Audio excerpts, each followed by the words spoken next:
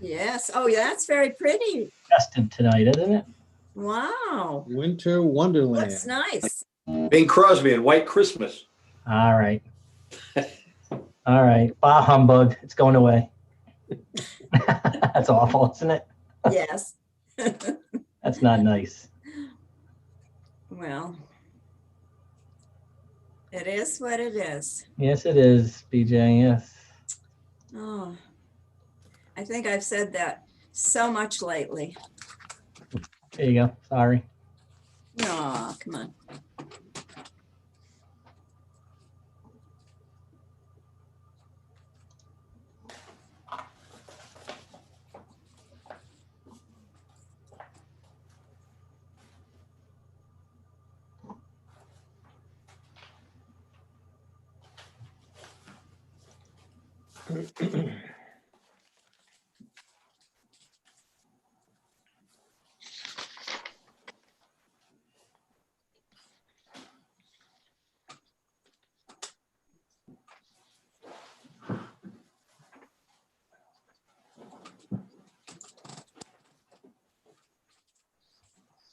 Hi, Joe.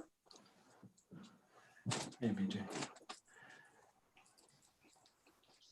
Joe, can you hear me? Yeah, can you hear me? Yes.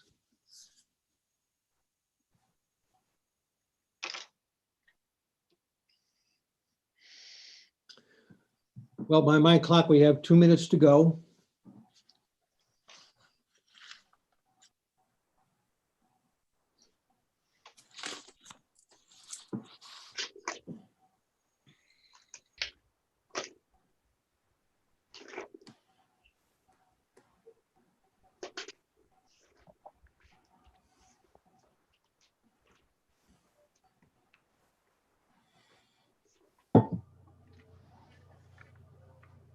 We have everybody? Everybody's here. Yep.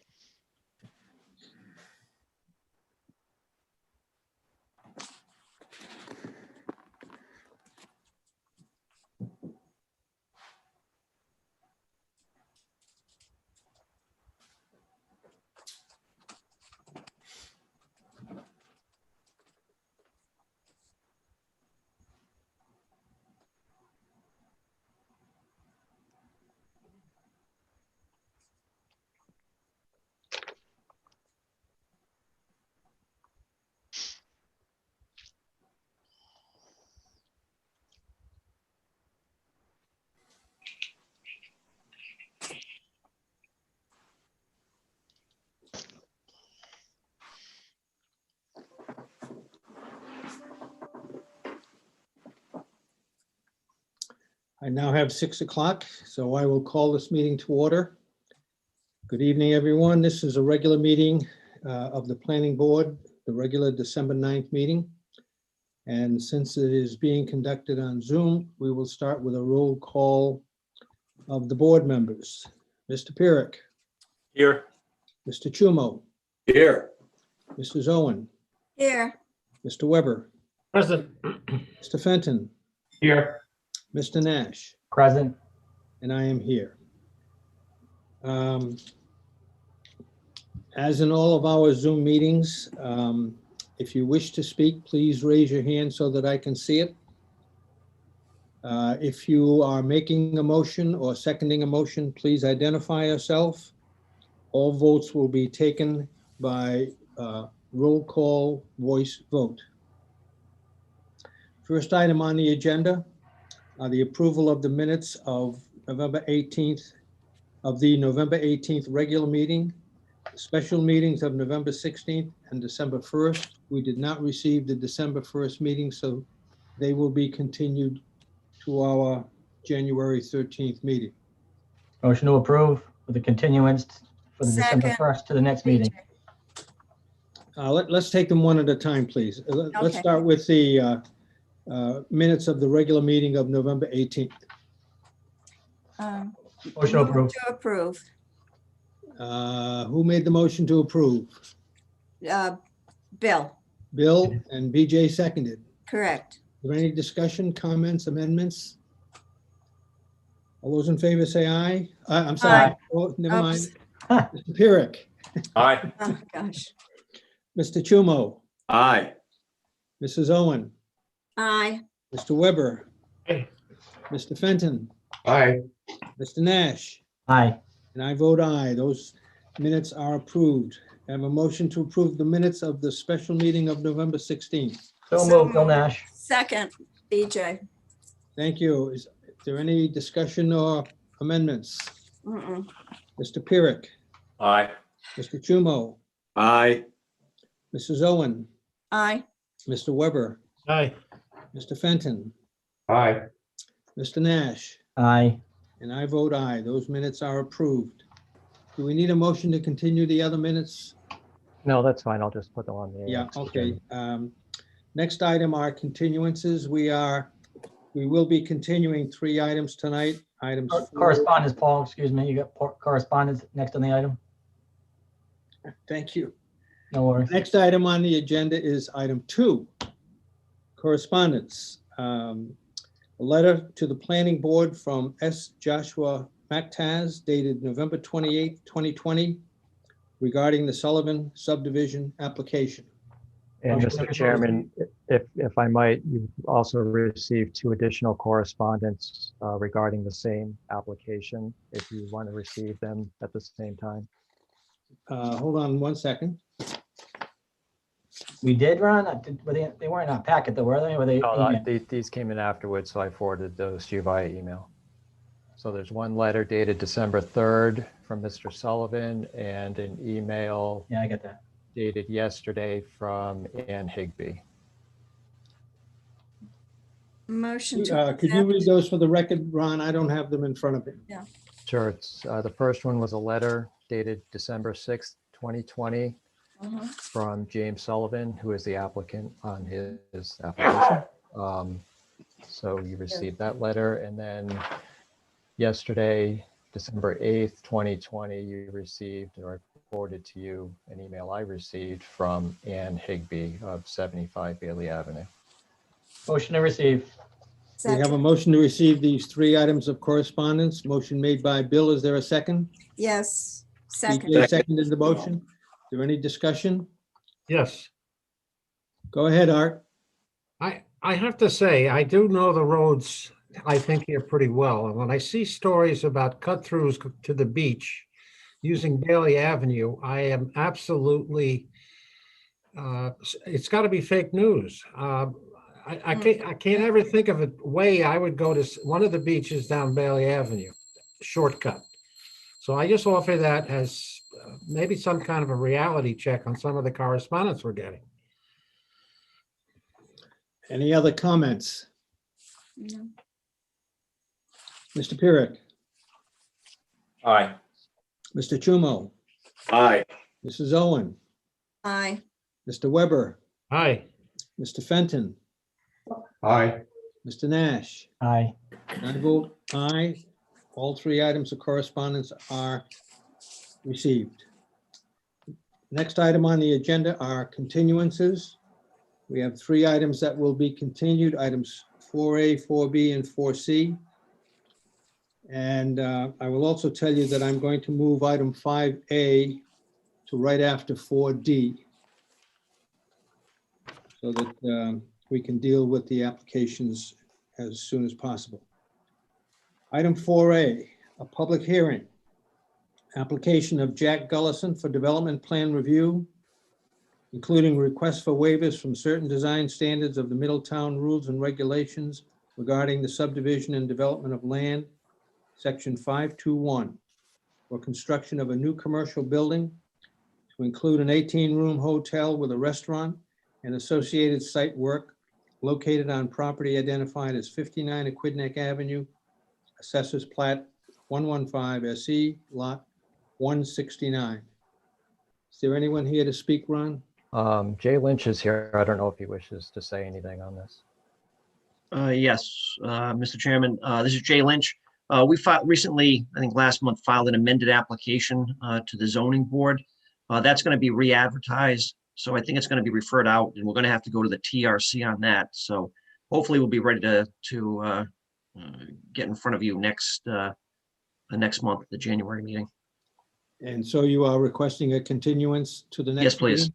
Thank you. May I have a I'll make a motion to motion to continue this continue. item to the January 13th meeting?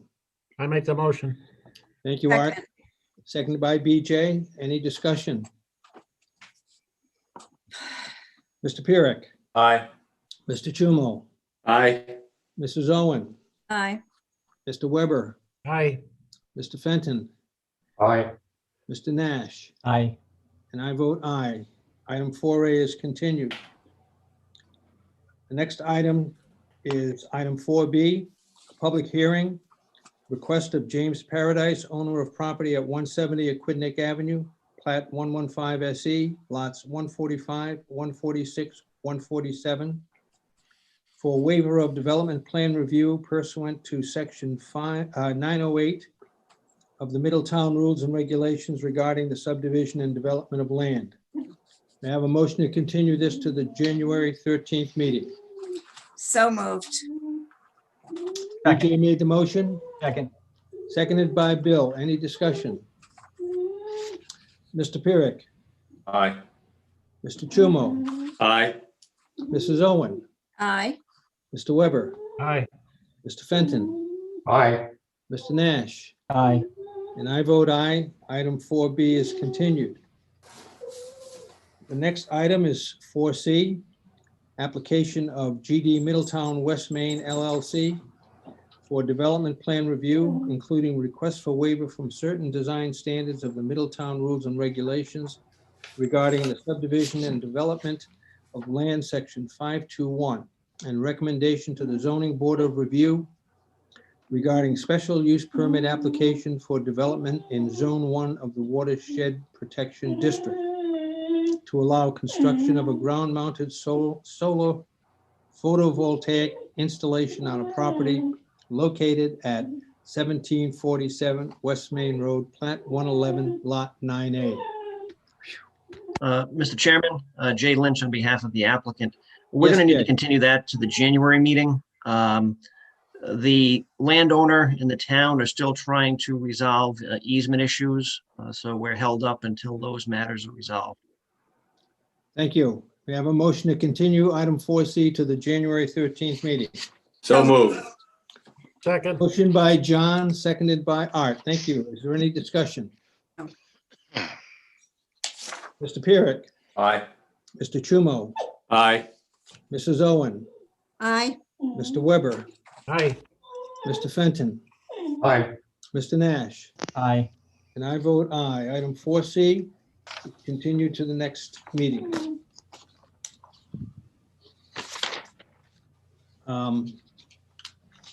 I need to take 5 minutes for my dog before we get to 4D, which is the next item. Is it your dog that's making the, Yes, it Let is. me I up. I apologize. Mine. I'm afraid I must let her out before it's too late. your Yeah. dog is beautiful.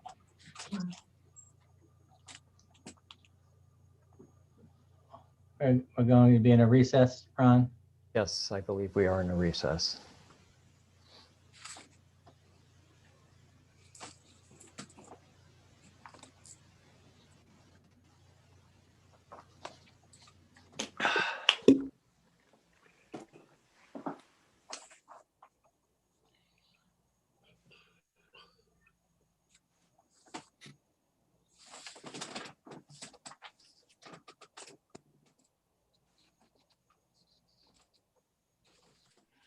I don't know how long she will stay outside, but we can get going with the next item and get it on its way. Next item is item 4D. Public hearing, request of James Sullivan for preliminary plan approval of a proposed two-lot subdivision of land fronting on Lewis Drive and Bailey Avenue. Identified as 15 Lewis Drive, Assessors Plat 125, Lot 950. May I have a motion to open the public hearing? So So moved. moved. Second, Bill Nash. Mr. Opened Chair- by BJ, seconded by Bill. Thank you. Any discussion? Mr. Pirek, Aye. Mr. Chumo, Aye. Mrs. Owen, Aye. Mr. Weber, Aye. Mr. Fenton, Aye. Mr. Nash, Aye. and I vote aye. The public hearing is open. Mr. Chairman, just for the record, I'm going to be recusing myself from this matter, and Marissa Desatel is here to advise the board. I'm not sure if she's still in the 5-minute recess that you called, but I didn't think I put a time on it, but Timeout. clearly we should wait till she gets back.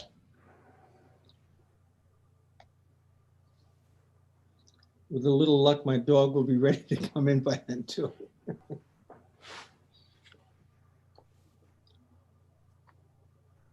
Lynn, are you gonna want to share your screen just to have the plans available?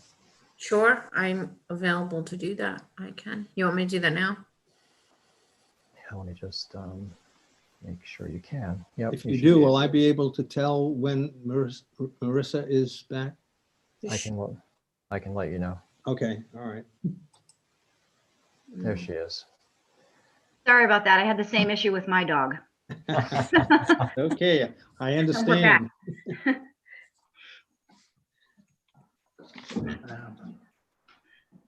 Marissa, for your information, we have opened the public hearing already. Okay.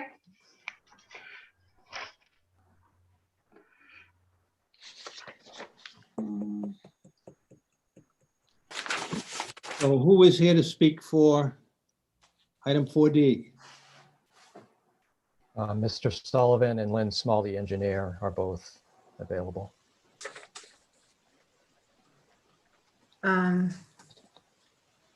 Yeah, I mean, this application was continued last month because we were waiting for the solicitor to make, Identify yourself, please, Lynn. oh, I'm sorry, Lynn Small, Northeast Engineers, 6 Valley Road. I apologize. I'm in Thank my you.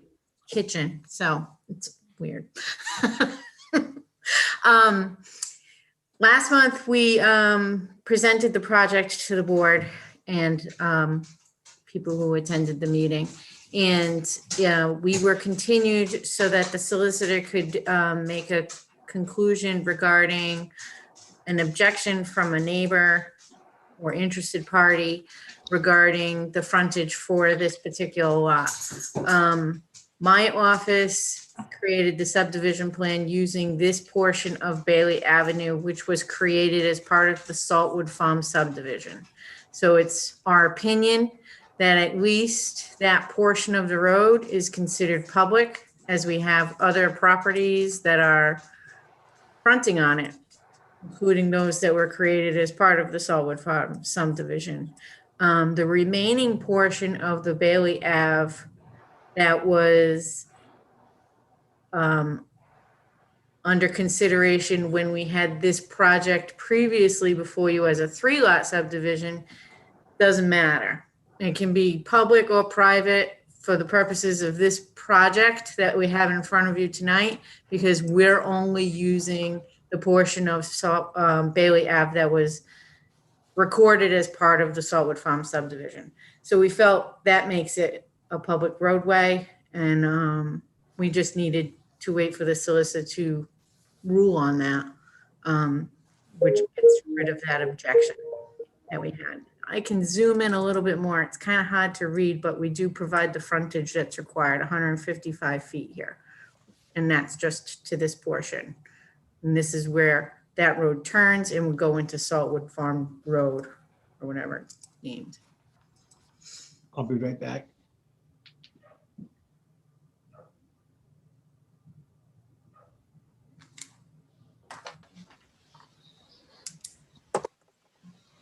Lynn, are you done? I am, but I didn't know if we have to wait for the chair, but I'm done. No, I'm just wondering if you're done. I mean, yeah, no, we can wait. Thank you. I have a question. Yes, Art. This is a legal question. Why does frontage have to be tied to a public road rather than a private road? Normally, the issue is the dimension itself. Now, why does it have to be tied to, why, the law obviously says it must be tied to a public road. What difference does it make as long as they have the required frontage? Can the lawyer help me with that? Yeah, I did not assist with the drafting of your zoning ordinance, so I couldn't tell you what the thought behind it was, but so long as the property has adequate access, and public access, a public road is obviously the easiest type of access you can have. Private access would require additional investigation and potentially agreements between the private landowner in terms of an easement, some kind of access easement, or private right of way. But as far as what the town was thinking when it required a public road for frontage, I don't know. Maybe Ron knows more about that than I do. That was before my time as well. So I'm not sure why that's actually a provision in the subdivision regulations. And interestingly, I don't think it's in the zoning. I think the zoning doesn't speak to whether it needs to be public or private. So it's Right. only, from what I understand, it's only in the subdivision regulations that the town, for whatever reason, requires that the frontage be on a public street. So it is what it is. If as with any regulation, any zoning ordinance, if there's a desire to look at the requirements and amend them, we can certainly do that. But as of now and for this application, that's the requirement. All right, thank you. Well, I got a comment on that. Go ahead, Mike. Well, wouldn't it be kind of putting the developer at risk if he relied on frontage on a private road? I mean, that road could be easily by the owner of it if it's private, right? Not if the developer, the property owner involved, has rights to the road. That's what Marissa was saying. There would be some investigation that would have to be done at the time that such application came forward to confirm that the property owner, the developer, had the rights to use that road. That's right. Can we determine that now? I mean, it seems to me like if it is a private road, it seems like the potential owners there, In this case, it's a public street, so it's not even an issue at this point. Yeah, okay. So in this case, the frontage is on a public road. That is well determined. No legal issues there. Well, yeah, go ahead, Marissa. Thanks, Ron. So I'm coming into this at the 11th hour. I was not at the last hearing, so I'm not sure what the nature of the objection was, but based on the subdivision plan, the conventional subdivision plan that I reviewed, the access point is to that portion of Bailey Avenue that is public. So sitting here with the material that I have in front of me, I don't see a legal issue with it. Okay. Perhaps when we open it up, we will find out what the concern is. Yes, Bill? So I understand we'll open it up, but from Marissa's standpoint, there was reference to your previous opinion on that relative to the previous proposal subdivision, 3-lot subdivision. So I'm sure you're prepared for that. I will note that the correspondence that we received referenced, as Art alluded to, a little bit of maybe fake news, but certainly can lead one down the path to believe that your opinion was relevant here. Frankly, I read it. I've read what you said last time again. I concur. I believe that the portion of the road for lot 2 in this particular subdivision, which is what we applied to, we don't necessarily have any cause to look back, but if we did, lot 2 here, in my eyes, has enough frontage. I will say that in the previous application, I was adamant that I wanted a cut through if that lot was going to be considered. If we had 3 lots in the previous proposal, I wanted to see that cut through, and that's what opened up the ownership issue. We don't have that case here. 2 lots, has the frontage. Our solicitor has told us so. I'm comfortable going forward on all that basis. Any other comments from planning board members? I still have a question. Go ahead, Mike. Is it still up in the air whether that part of the road is public or private? I mean, isn't that the issue? I mean, can't we determine that? It's been determined by the Nobody's solicitor. really said that's true or not, and that there's a possibility that you might have to, the court might have to determine that, not us. The solicitor just said. Yeah. That that's a good road to have frontage on. So case closed, let's go. She also said that it doesn't matter if that portion is public or private, because it's not factoring into the requirements for that particular lot. So I think it's very clear. Mhm. Well, the ordinance does say it requires frontage on a public street. Yes. But as it was noted, there is frontage on a public street. So that doesn't preclude somebody from challenging, is it public or private? But that's not my concern tonight. I mean, if they Yeah. challenge, that's fine. But We will hear opposing arguments in a minute. Sure. Any other comments from members of the planning board? No, No. Any more questions for Lynn? Okay, are there any members of the public who would like to speak?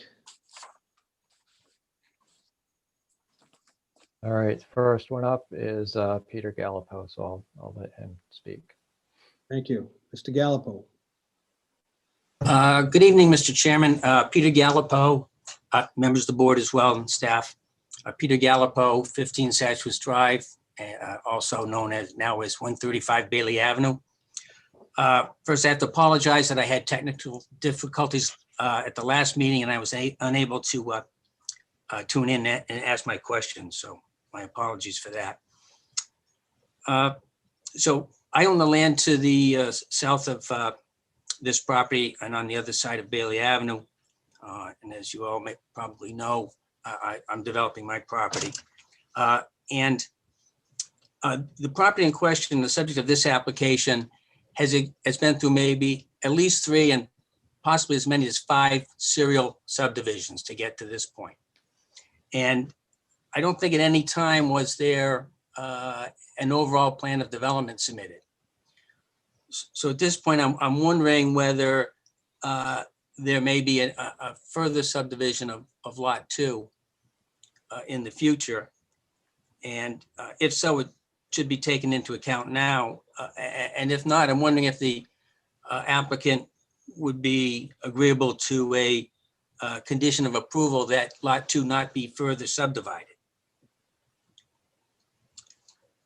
And additionally, there's proposals to tie in utilities to the road that I have under construction, the binders down, the sewer and water installed. But the infrastructure has not been accepted by the town for maintenance. So the responsibility for that water main and sewer line is with me. And the applicant apparently his proposal is to connect to the utilities in Bailey Avenue rather than the Lewis Drive that the property owner has put into place. And I think that subjects me to some jeopardy in the event there's contamination of the water line, for instance, or damage to a manhole. It really jeopardizes me somewhat. And I'm wondering why the applicant hasn't proposed to connect to the infrastructure put in by the present property owner. And maybe he can address that. I'll admit I have a bit of an axe to grind about the water services because the present property owner in the past refused to extend Lewis Drive to my property.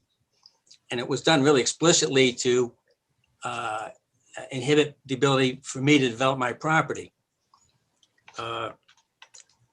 And I've had to go to great lengths to acquire the water from the far side of Greenden Avenue at Berkeley Avenue. And I've installed a 12-inch main in Paradise Avenue and an 8-inch main up Bailey Avenue at, well over 6 figures. And it just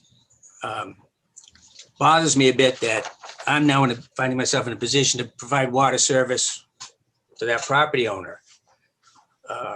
And I think it's entirely feasible to connect to Lewis Drive and, without jeopardizing my infrastructure, they ought to jeopardize the present owner's infrastructure. I don't believe Lewis Drive has been accepted yet either. My Bailey Avenue has not been accepted for maintenance purposes. So I have a bond in place to cover the completion of the road, but if this applicant is able to make connections, what's his responsibility? What's the protection for my infrastructure? And I don't think they'd have that same issue, connecting to Lewis Drive. And the other thing about the plan is the most recent subdivision of that property was a 4-lot subdivision. And at that time, there was a drainage easement shown on the plan all along the frontage that they're now claiming is on a public street and extending further along the frontage, up past the Tricky property to my east. So across all this street frontage is a drainage easement. And I don't know who that was granted to, what the terms are, what the restrictions are. But in the old plan, there was a notation that that an existing drainage ditch should remain. And that's absent on the present plan. Now, there is a ditch along there, and we have a water problem up in that vicinity. And currently, water spills over through a stone wall onto Bailey Avenue on the other side of the Mactaz property, where it meets the Donato property. And if there aren't precautions to maintain the drainage in that area, it may spill over further up onto my property. So I think that drainage ditch is important. And this plan doesn't show any development of the property. I don't know where the house is going to go. I don't know where the driveway is going to go. I don't know what they're going to do with this runoff. The former plan mentioned that the purpose of the ditch was to, it should remain as overflow. So, I mean, there's overflow of runoff in that area, and it should be addressed at this point. And I'm concerned that the nature of that easement may be that there's no physical access to the lot, to the street, which is a requirement for frontage. You must have the physical access to the property from the frontage, or it doesn't count as frontage. So I think we need to know more about that, the nature of that easement. Another point, if I may, is that the building envelope on the east end butts directly onto a wetland. In fact, the extent of the building envelope is limited to the wetland. So theoretically, they can build right up to the perimeter wetland. And these grades are only, the building envelope is, within, absolutely abuts the wetland edge. And the grading is such that if they have an inch of fill, or a foot of fill, or 2 feet of fill, they can redirect water back to the wetland area. So I think there's the possibility of a wetland impact. So I think it's going to be important that there be a condition that DEM approval is obtained. And I think my final comment is that we're talking about a conventional subdivision plan. And I don't know that there's been a hard enough look at the issue of whether there should be a conventional plan or a conservation plan. The regulations are pretty specific about the finding that has to be made in order to entertain the conventional plan vis-a-vis the conservation plan. And I don't know, in hearing testimony at the last meeting, whether there's been any attention to that issue, any expert testimony and consideration of, all the points that need to be addressed to make that finding to move to the conventional development. I'm not saying at this stage that conservation development is the better idea. I'm just pointing out that it hasn't been addressed yet in this hearing process and should be. And that's pretty much it. Thank you, Mr. Galpo. Lynn, do you want to respond to at least some of those points? Can you comment on the easement issue, or the water connection, the access issues? So I can't speak for the owner. I'll speak from an engineering standpoint. Is we do show the easements for that drainage line that Peter mentioned. It's at the lower end of the site, across the frontage of Lot 2 on Bailey Avenue. We do expect to fully respect that easement. We will have our driveway through the wall that exists there onto Bailey Ave, which will provide the access to the public right-of-way. The wetland area on this particular site is uphill, but it's up to the owner whether or not he'll support a condition on the plans that we go to DEM when we have the house designs for each of the properties as part of the building permit process. As an engineer, I don't have a problem with that because we're not going to have any impact to the wetland because it's uphill. Even if we grade near the setback, the wetland is still uphill. We won't be grading into it. So I don't expect any issues with that as far as permitting is concerned. As far as getting utilities for Lot 2 from Lewis Drive, again, I'm not going to speak for the owner, but from an engineering standpoint, we can make that work with an easement through Lot 1. Could you say that again? I'm sorry.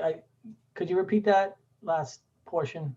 As far as getting connection for water and sewer from Lewis Drive for Lot 2, Yeah. that is possible from an engineering standpoint. We can put an easement through on Lot 1 and make that work. Whether the owner is okay with a condition of the approval to include that, I'll let him speak to that himself. Mr. Sullivan, would you like to comment? Sure. Jim Sullivan, I'm the applicant. I do have a copy of the drainage easement, and just quick read through it. It has the perpetual right for construct, lay, maintain, repair, replace, remove, and operate a drainage pipeline together with other such equipment. And it kind of goes on. And then it does say that we can, including, let's see, its successors and assignees for maintaining or utilizing said area in a manner which does not interfere with the grantee's right hereunder, including the planting and maintenance of lawn and low-level bushes and shrubs. So that would be the area which is currently considered ditch. Obviously, we're going to do the engineering so that we, respect all the regulations for stormwater runoff and water flow and such like. So that's that. We don't want to go through the other property to go onto Lewis. I don't think it makes sense from a, we'll say, long-term infrastructure standpoint when the frontage is really on Bailey, and that's where the services actually are. So you're kind of tying the two properties together for no real benefit. I don't know I know there's animosity between the current seller and Mr. Galpo. I can't really do anything about that. So I think it's really up to the town what kind of makes sense. I think I brought up in one of my some of my emails to Ron, there seems to be a lot of concern with the water at the top of Bailey. And some of that seems to be coming from, there's a set of storm drains, which in the original subdivision, there was a proposed pipeline, which the town could install, which is the reason for the drainage easement along the south side of the property. So that if the town did in the future want to install a pipeline which took the water from the top of the hill down to the bottom of Bailey Ave, they did have the easement to allow that to be installed. I believe, Ron, you got that from, I want to say Warren, Right. that information. Yep. So I think that maybe the town may want to look at whether that outflow from the storm drains, which are on Sachusett Way and Drive, should be piped to someplace instead of just dumped at the top of the hill.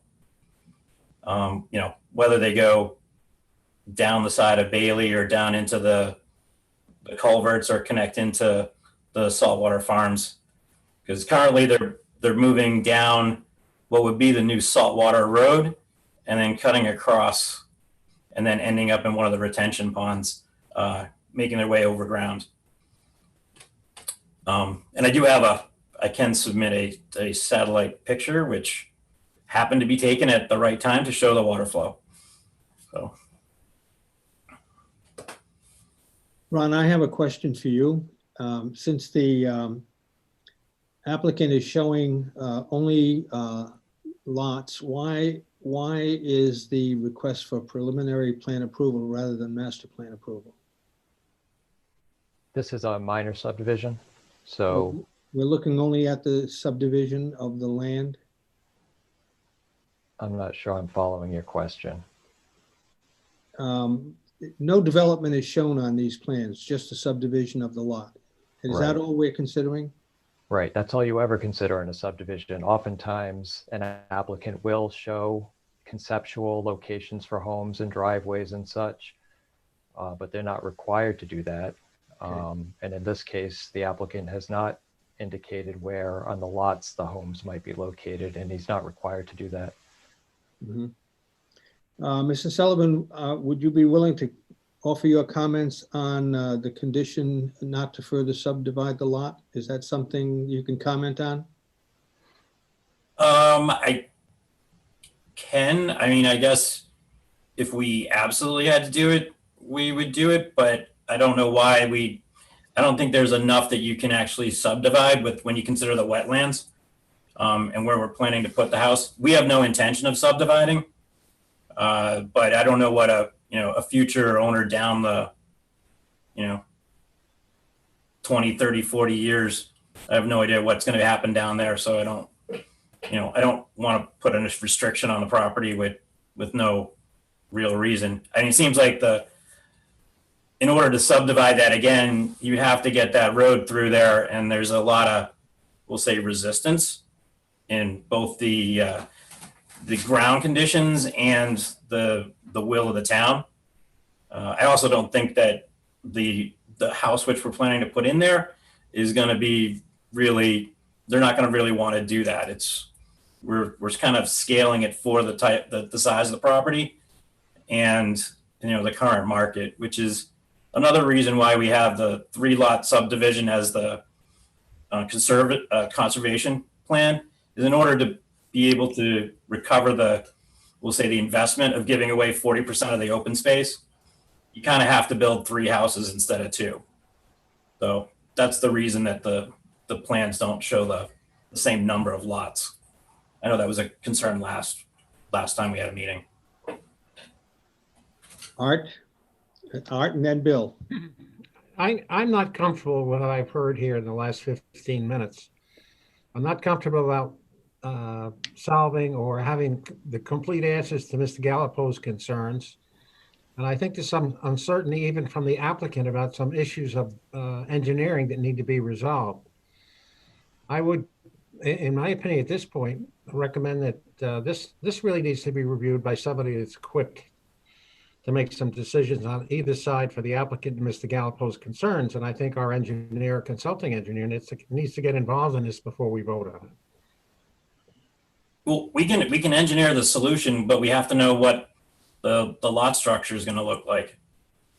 And until we know what the lot structure is going to look like, we'd be doing a lot of engineering work, which may not actually come to fruition. So, once we know what the lot sizes are, we can then address the drainage issues and the calculations and all of that other stuff. So Well, we're kind of at the base. We've got plenty of space. We've got a good elevation. We've got a nice, it's a nice pitch. So we're not worried about, any of our runs or anything like that. There's a lot of space between the wetlands boundary and where the houses are probably going to be that, we can address, any kind of drainage issues in the back there. So we're not expecting anything, but the solution itself is really going to come when we actually start, concepting out the whole area. And that's a lot of work when we don't actually we don't own the property yet. So if we can't get a division in, then, we can't move forward. It doesn't make sense. I mean, as far as, this is Lynn Small from Northeast Engineers again.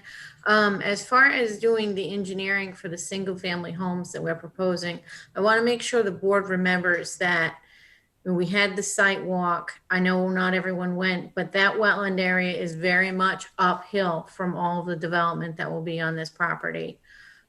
So when we do the individual drainage designs for these lots, which we will have to do because we go through the stormwater, the soil erosion sediment control process, our plans get sent directly to Warren. The building official doesn't even look at them until Warren Hall reviews them. And he looks at that drainage review. He'll be doing a review for the peak runoff and everything for this project, much like we did for the other subdivisions that we had no public road construction. That, usually when you have a public road construction, you put in a drainage system that mitigates the peak runoff from that roadway. And when we're doing that, we try to mitigate some of the peak runoff that's going to come from some of the houses that are going to be developed. For this subdivision, we have no roadway construction. So the only drainage we need are for those houses. We'd be wasting time and money creating placeholder drainage systems for fake houses at this point, because we don't have the house that's going to be there. So we'd be having all these engineers spend time looking at drainage system designs that were for fake houses. And then when we get the real house, we have to submit it back to Warren Hall anyway through the building permit process. So by not doing that during the planning board process, it just saves that step. We're not trying to not address drainage. That's covered by different areas of the town with overlapping. The other thing I just wanted to quickly say, Lot 2 does not have enough of developable land area to further subdivide it. It only has 69,000 square feet. We're in R40. well, Yes, Bill is next. So, yeah, so I agree with Lynn, and the owner or the potential owner. That engineer, it's not required. It's not required at this point. The questions I'll bring to in a second, but you touched on Warren Hall. I have the utmost confidence in Warren to look at the drainage. This is frankly a pretty basic standard site. Yes, has some challenges, but much of the experience that Warren has and that in reviewing this will meet the ordinance, or it won't get approval to get a house on it. So I'm very comfortable about the engineering. I'm comfortable with the access over the drainage, however they orient. None of that really frankly matters, and it shouldn't matter to us. If they legally have the right to do so, they meet those requirements, then they should be permitted to do so. My question though relates to what Mr. Gallipo mentioned relative to connecting to Bailey Ave utilities. Now, yes, he went through a great expense to bring the water up the road there, and it has not been fully accepted, much like Lewis Drive has not been accepted. I guess legally I would ask, does this owner to develop this lot have the right? I mean, I'm assuming those are public utilities at Peter's expense, thank you. But they have a right to connect to those. If not, then you have to look at connecting through Lewis Drive, but unless I hear differently, they have the right to connect there. Is that correct? Yes, if they are public utilities, then he has the right to connect. And to our knowledge, they are public utilities. And thank you to Peter for bringing it there, but that's life. They have a right to connect, and they should be able to, as long as they meet all of the rules and regs, DEM, if need be. I don't necessarily believe a condition is necessary to get DEM approval. They can't do it by right anyway. They would need use variances or further waivers. So I don't think that's necessary. So I think we move forward on that premise. That's how I feel. Art, additional questions? Well, the utilities have been accepted by the town, so I don't think technically they're public utilities. And I come back to say that I don't think what I've seen tonight provides the proper and appropriate level of detail to approve a preliminary plan. So that's my case, and I'm sticking with it. Mr. Chairman, just wanted to let you know we have several other members of the public Yes, I know. waiting. I was just going to ask if there are any other questions for Mr. Sullivan on these particular points, because we have to get back to the public hearing. Thank you. Next public speaker, Next is Josh Mactaz. Mr. Mactaz. Good evening, Chairman and board members. Thank you for hearing me this evening. I understand that you've accepted my letter as correspondence, and I would assume that everyone's read it. I guess my confusion, I'm looking for a little clarity from Attorney Desatel about her letter regarding Horan's request in April. Horan's request, which I submitted a copy of, indicates the part of Bailey that we're talking about now was going to be used for his 2 driveways. And the further easterly portion of that is identified as Satuous Way. In Mr. Sullivan's plan, that easterly portion is identified as a continuation of Bailey's. So I'm not sure which one of those is accurate, but more importantly, I guess I'm looking for clarification from the solicitor when she indicated that the relevant portion of Bailey's cannot be determined public or private. So if Ms. Small could put that map back up, and Attorney Desatel could tell us which portion of Bailey's was she referring to when she said we couldn't determine if it was public or private. That's my point number one, as well as the difference between one plan having it as Satuous Way and one plan having the easterly portion as an extension of Bailey's. I also agree with Board Member Weber's position that there really isn't enough detail and specificity here today. I think Mr. Gallipo's concerns are valid, and I don't think that they should be dismissed quickly or simply because he might have animosity towards Dr. Lewis. His points are well taken, and this plan simply doesn't address any of them. I can tell you from living here, people probably already know this, this is an extremely wet area, and it's become even more obvious in the last 2 weeks after those 2 rainstorms. And so all of these requests for further engineering, sorry, if they cost more money, then so be it. You want to build, you got to build correctly. But I agree with Mr. Weber that the amount of information and details that we have tonight, it's just not enough. And I still stay on my argument that unless Attorney Desatel can clarify for me, that portion of Bailey's that they're going to rely on, this board's already talked about it with Horan, and I'm not sure which portion she's referring to. Thank you for your time. Thank you. Lynn or Marissa, do you want to clarify that point on which one is public or is that established already?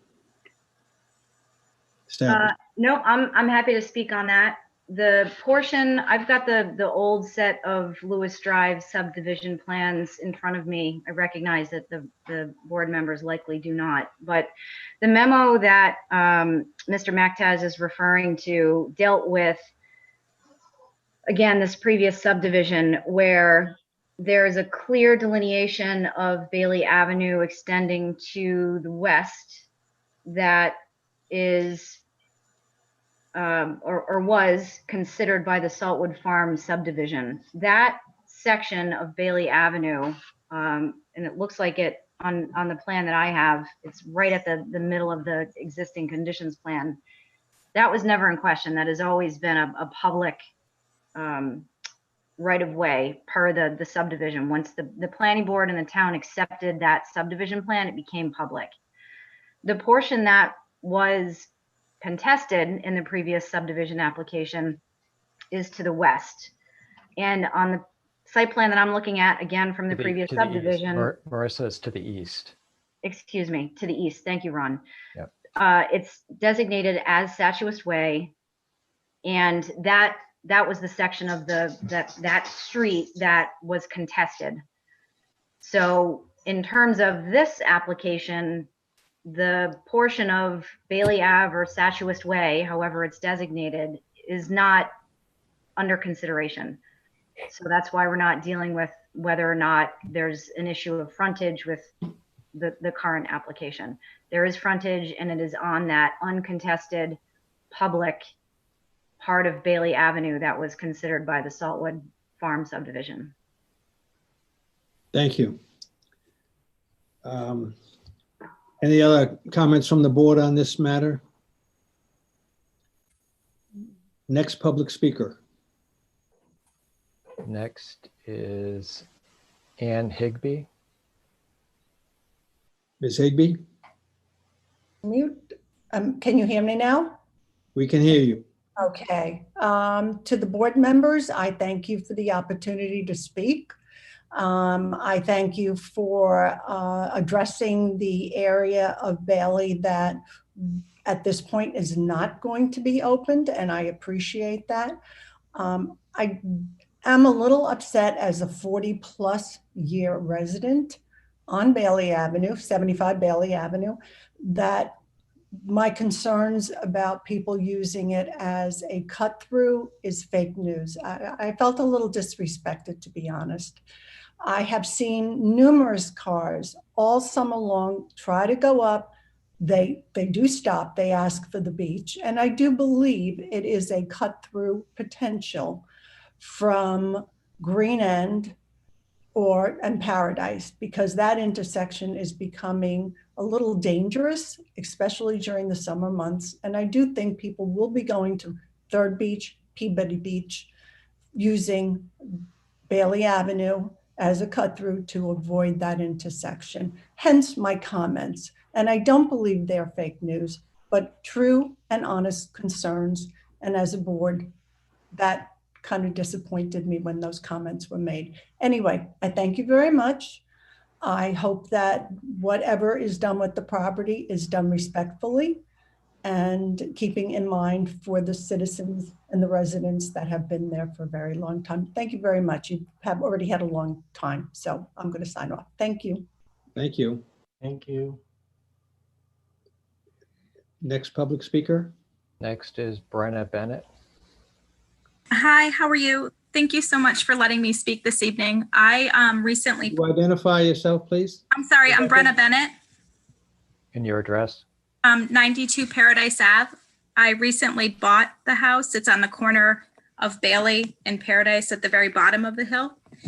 My concern is that at this time, my property is extremely wet with just the runoff because the drainage is problematic at that end of the street, period. And so my concern is with this additional stuff going on at the top of the street. And again, I want to stress I'm very new to all of this, but I have significant concerns about the wetness that's going to occur at the very bottom of the street, which is where I'm located. And that's really all I have to say at this time is my concern for just the wetness. Thank you. Thank you. Do we have another speaker?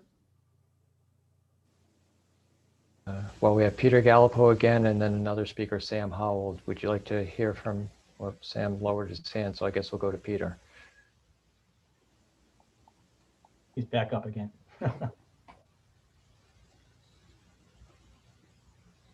Mr. Gallipo. Mr. Gallipo, are you there? You're muted. Are you muted? I think so. Yeah. Okay, we can hear you now. Oops, we lost you. No, he can't. Let me get him back. Hold on.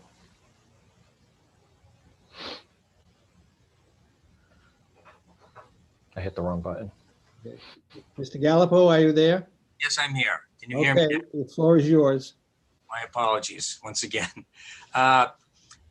The notation on the former plan was that that ditch should remain, and I think there was a reason for that. And I think it needs to be addressed, whether that's needed to carry drainage past my property or not, and that there be appropriate condition, regarding, for a culvert or something to maintain, water flow through that ditch. Secondly, the responses regarding water service didn't really address the issue of protection of my infrastructure vis-a-vis the property owner's infrastructure. And even if the applicant may have a legal right to connect in one or two places, I don't think it's unreasonable if the planning board saw fit to put a condition on the approval requiring, at least with respect to the water, to connect to the other line, as is the possibility of contamination of the water in our line. And again, I've heard nothing about who would be responsible for damage to infrastructure. And I don't know why that should be put upon me as opposed to the owner of the property being subdivided. And then finally, with respect to the wetlands, excuse me, one more comment after that, but the wetlands are there's about 50 feet up to the wetlands that's within a foot in elevation of the wetland. It doesn't drop off that radically. Further on the lot, further west, it drops off a bit more, but it wouldn't take more than a foot of fill to cause the water to go and runoff to go back the other way. And then finally, just remind the board of the necessity to address the issue appropriately of the proper plan that should be submitted here, be it a conventional plan or the conservation plan. Thank you, Mr. Chairman. Thank you. Mr. Sullivan, do you want to comment? Sure. I mean, I guess the liability for the tie-in would be handled like it would in any other tie-in. We'd be using a bonded contractor, so they would assume liability for damage to the infrastructure. And then I guess the wetlands, you could look at what is happening to the east of us at Mr. Kirby's construction. He's got an extremely elaborate method for building right next to the wetlands at a much closer location than we are. So I don't think the wetlands is really a concern at all. Bill?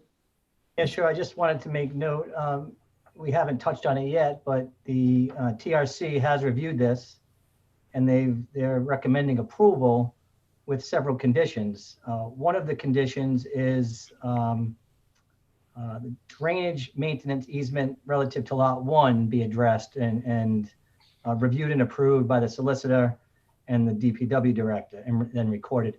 I would suggest we do something similar to the easement on lot 2 to have that reviewed as well. Lynn, you're representing that's there.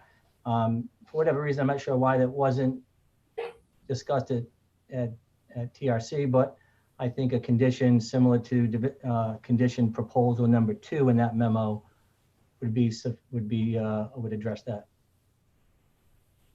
So it would just be confirming or investigating and confirming the conditions of that existing easement. So Correct. That's a little bit different than that other condition, which was about recording an easement. Well, I'm open to suggestions on how to word it, but certainly let's make it a condition that it's addressed.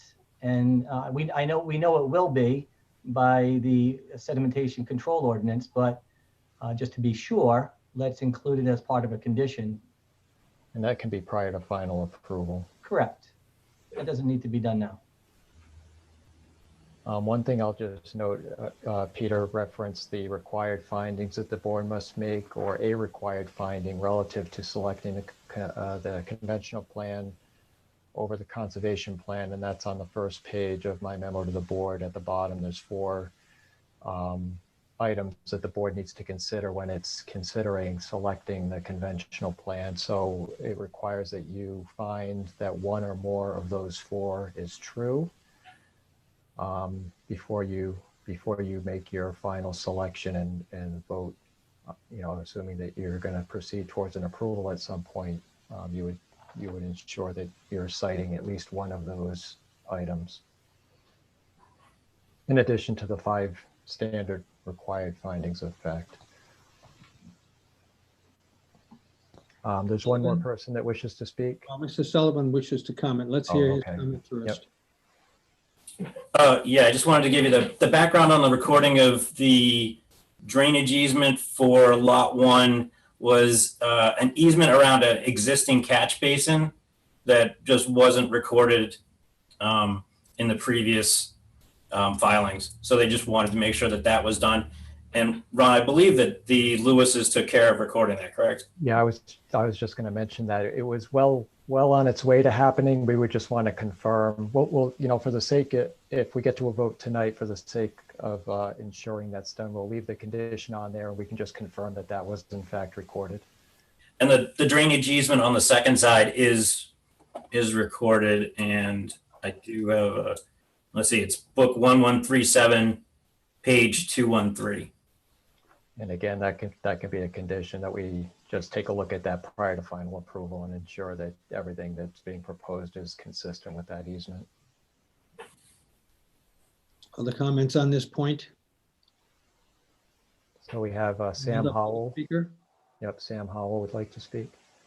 Mr. ahead, Howell. Hi, yes, Sam Howell from 100 Satchers Way. I'll be very brief, and I'm just closing the loop on a topic that you guys have addressed, but I just want you to be aware. David Gray, a neighbor on Satchers Way, has found letters dating back to, it all came from the original subdivision of Satchers Drive. And the essentially the definition, or I should say the ownership of the right-of-way that we've talked about, the upper eastern component. I realize that's not going to potentially happen here at all, but I just want you to be aware. Jay Lynch wrote a letter representing the Grays with a determination that it was private, not public, that upper section. And then Vern Gordon, I believe, representing the town as the town solicitor years ago, wrote a determination as well, basically saying that it's private. These letters and this communication has been given to David Fox, who is the lawyer representing the Trickies doing title search. And the intent is that this section would be retired and would not be allowed forever for any future connection of Bailey. I know you're not planning, that's not in the works. I just want you guys to be aware that that is going to be removed from the option. That's all I really have to say. Thank you. Thank you. Other speakers, Ron, or is that it? That's it. Before I call for the closure of the public hearing, will this come back to the board for final approval, Ron? Yes, it will. In some cases, for minor subdivisions, we would have the applicant would request a combined preliminary and final. In this case, and actually this will be happening going forward because of the regulations now requiring that both conservation and conventional plans be submitted for any project that's 3 acres or more.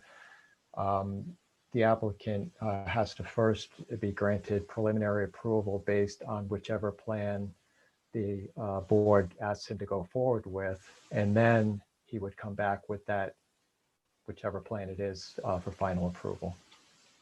And when they come back for final approval, they will show development and engineering analysis? No. No? No. What will be presented at that point? There's no roadway being constructed as part of this application, which is when you would normally require a stormwater management plan and a more extensive engineering review. And as I mentioned earlier, the applicant doesn't have any proposed development to show you at this point. Oftentimes we'll see conceptual house footprints and whatnot, but that's not required to be shown, and the applicant hasn't provided it. Will the TRC review any engineering work? I don't know that we're going to see any more engineering work. What would happen next is if the preliminary plan is approved tonight, it comes back for final, and that is approved.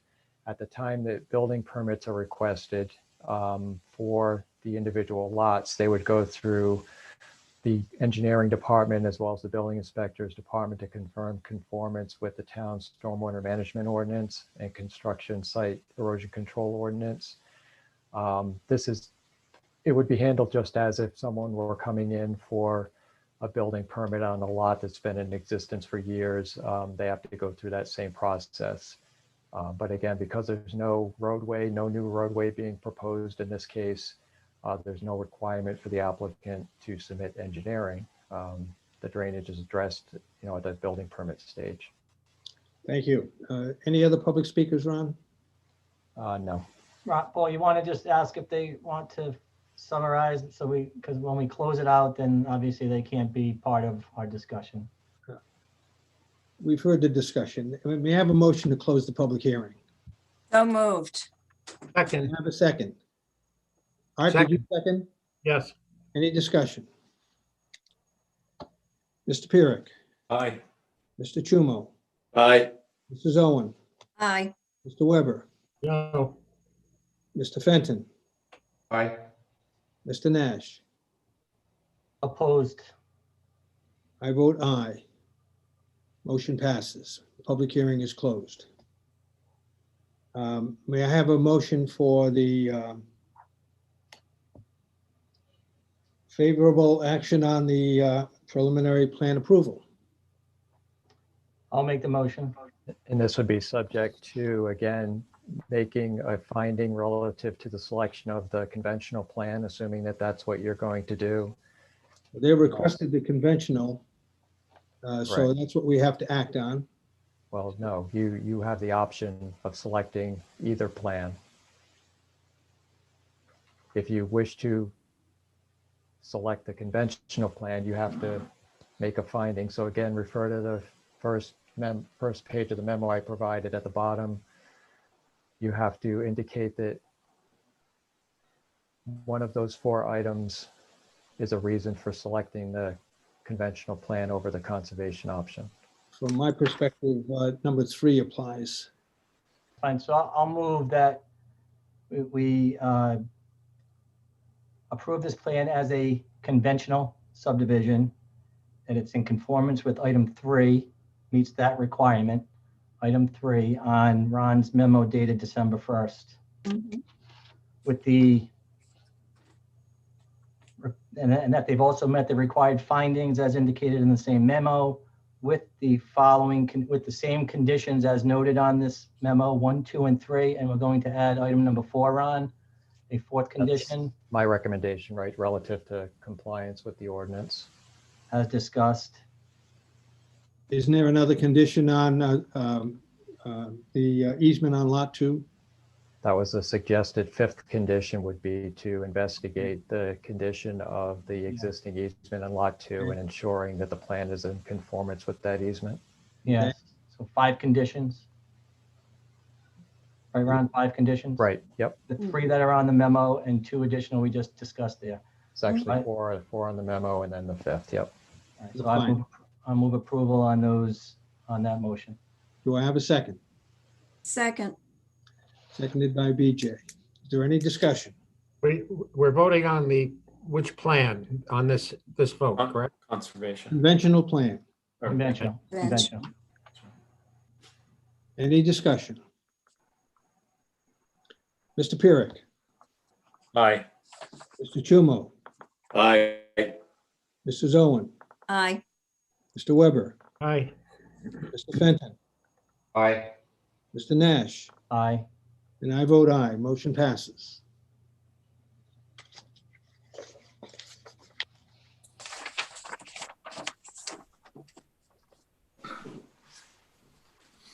Thank you.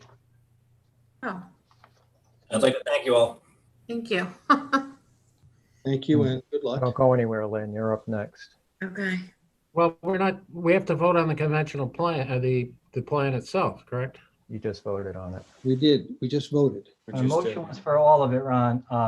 Art. We voted on the conventional plan according to condition 3 with all the conditions and findings that were mentioned. Well, I didn't understand that. I thought we were just voting on which plan to accept and then go into the merits of the argument on another motion. If that's the case, we're voting on the whole thing. I vote no. I want to change my vote to no. Is that, can we do that after the vote is in? Yes, it's still a public meeting. Yes. Motion passes 6-1. We've changed Art's vote. Thank you, Art.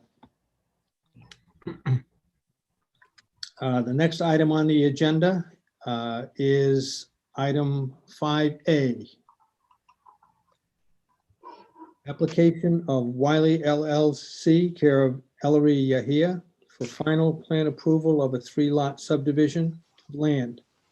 Property located at the intersection of Peckham Avenue and Vaucluse Avenue and identified as 206 Peckham Avenue. Tax Assessors Plat 128, Lot 31. So, oh, there's Jay Lynch. Mr. Lynch. Good evening, Mr. Chairman, members of the board. Jay Lynch from the law firm of Morver, Gadamo and Lynch, 97 John Clark Road, Middletown, Rhode Island. I'm representing the applicant this evening for the final plan approval. Just to give you a little bit of background, this board back on October 14, 2020, granted a preliminary plan approval for this 3-lot subdivision. There have been just a few minor changes to the preliminary plan that was submitted to you back in October. So that's why we're here for your final vote on final plan approval. Probably the best thing is we just have Lynn get right to the changes, the minor changes to the plan, and we can address those right off the bat. Can you pop that plan up, Lynn? Will do.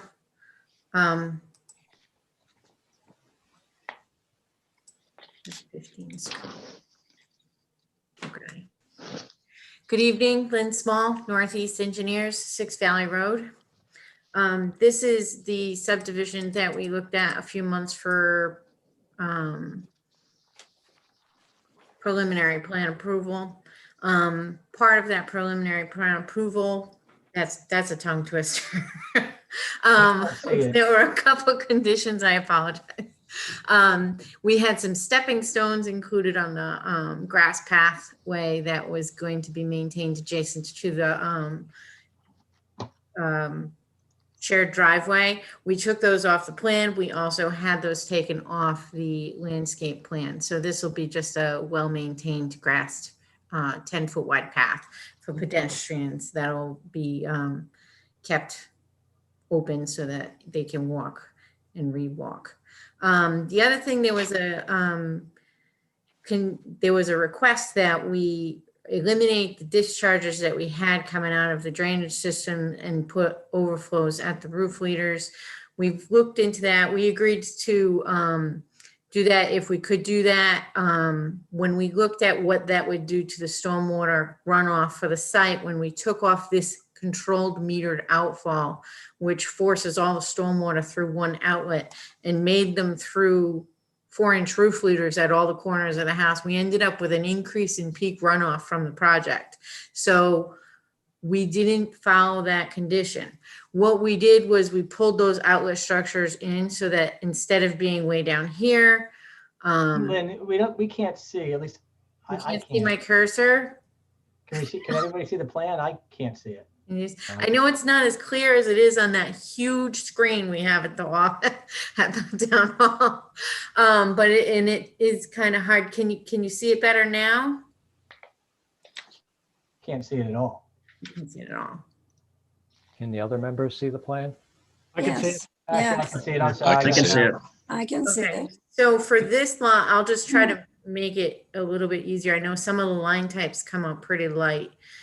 We have this house for lot 2, and then we'll have a drainage system. Again, like the previous application, this stormwater system will be reviewed again when we apply for building permit. Because right now we have placeholder houses and a drainage system that meets the criteria that we need to meet. But when we have the real house, we'll have a drainage system that's made specifically for that improvement. But one of the things that the board and Warren Hall had requested was that we try to get rid of the overflow on the drainage system and just do overflows at the houses. And when we looked at what that did to the stormwater runoff from the overall project, it increases the runoff from the site. So we, instead of getting rid of them entirely, we just pulled them much closer to the systems themselves. So they're right next to the drainage systems, which keeps them farther from the abutting properties. And then we had, the only other changes I think to the plan was to add some plan notes that we needed to for recording, which I don't even know if we'll be able to read them. I can confirm that they were added. You can confirm that they were added. Okay. So we don't try to read them now. Yes, they were added to the plans. They were added. So we met all of the other conditions of the preliminary plan approval for final approval for the subdivision. So we're here tonight for final approval with those minor revisions. Students or comments for Lynn from members of the planning board? I got a comment. Go ahead, Mike. Where this change in a drainage system there, was that reviewed by the TRC? So at the end of the day, we didn't actually make a change in this drainage system. We just pulled those outlet structures tighter into the system so they would be even farther from the property line than we had them originally proposed. This outlet structure went way down here, and this one was farther closer to the property line as well. So we just pulled them so they're only about 10 feet off the structure, just so that we can get them to daylight. There's no change to the drainage. It's just the pipe is shorter. Other comments or questions for Lynn? Paul, it's Joe. Yeah, go ahead, Joe. So Lynn, my question is to you. What's the practical effect of that in the field? Because I know there's some pre-existing ponding areas that happen on the periphery of this subdivision plan in those areas. And my concern is that, you know, there might be an exacerbation of that ponding situation out there. There shouldn't be, because we did make sure that we decrease the peak runoff or maintain the peak runoff and volume from the site for all your design storms. I think there's a very, very tiny increase in the volume for the 100-year storm on one of them. But for everything else, we analyzed it going to each, direction from the site to ensure that there was no increase. And keep in mind, this drainage system was not just reviewed by the town engineer, it was also reviewed by the DEM. So that's 3 engineers now that have gone through the drainage system designs. So I feel fairly confident that we're not going to have any adverse impacts on any neighbors as far as stormwater is concerned. All right, thank you. Yeah. Other Mr. comments, Chairman. Yes, I just wanted to say that the changes that have been made appear to be reasonable. And I think that they're very worthwhile. Thank you. Other comments? I have a curiosity question. I don't know if the landscape plan was included when we looked at this before, but I looked at it this time and I just have a question. Why did you select pin oaks to put along the common driveway as opposed to some other tree that is, say, much more colorful in the fall or something like that? I did not do the landscape plan. I don't know what a pin oak is.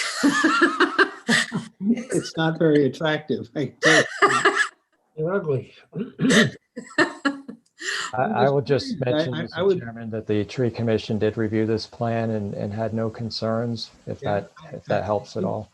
I seem to recall that, but I was curious about that and let it be. Any other comments?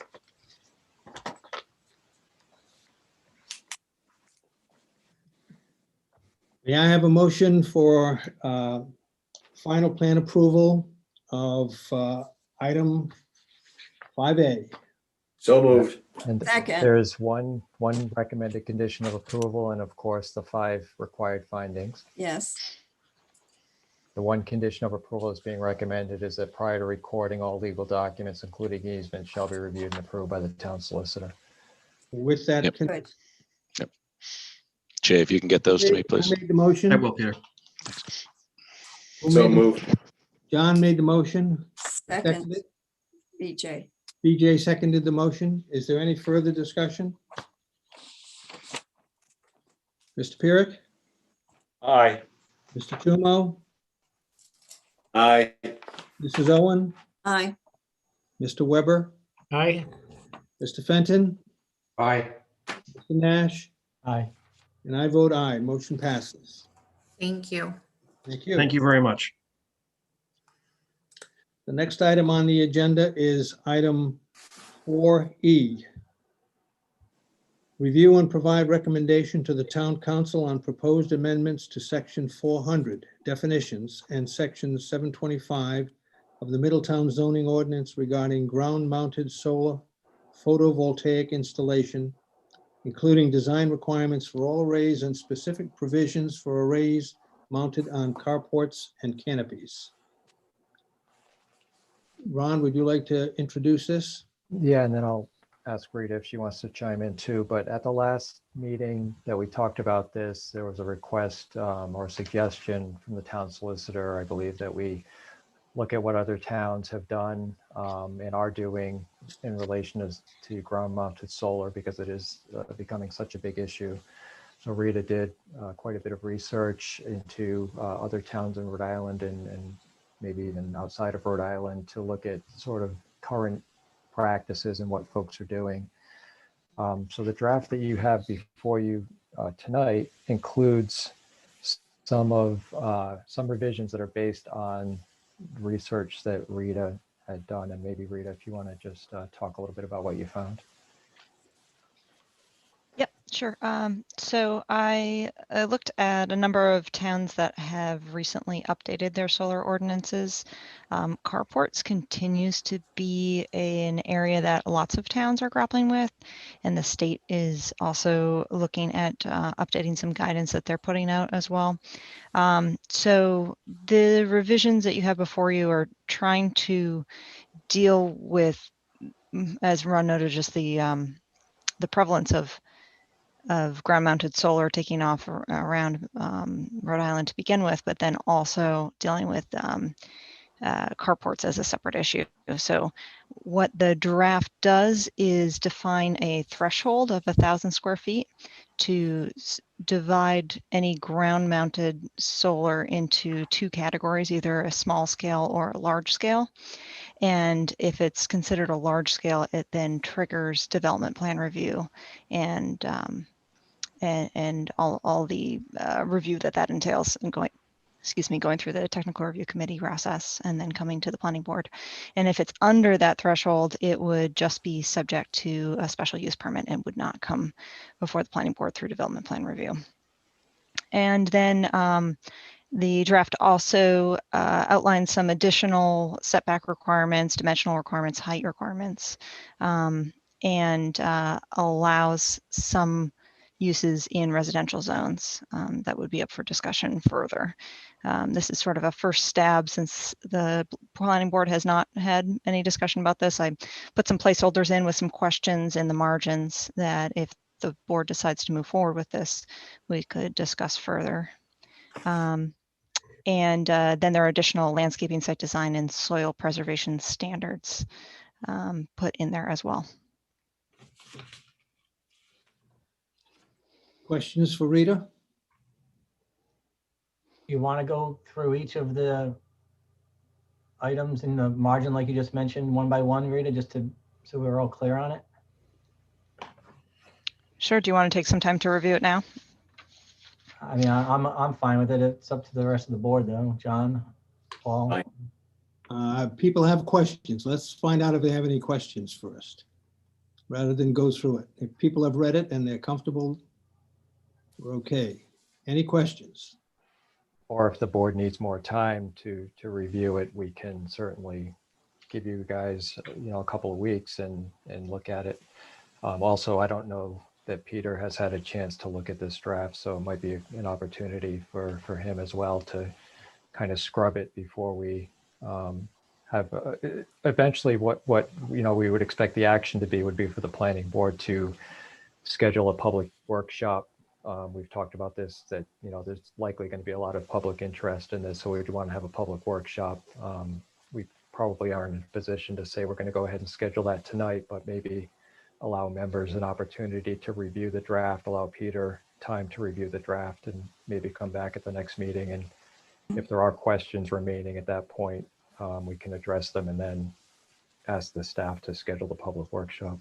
Well, I'd like to ask a couple of questions this evening, if I. Sure. Yeah. That's okay. I don't have page numbers on the copy that I have, so my first question is in paragraph 725.3 sub B3. It starts with the required vegetated buffer screening. Does everyone see that? 725. I see it. I got it. Bottom of page 3. Yeah, I see it. Yep.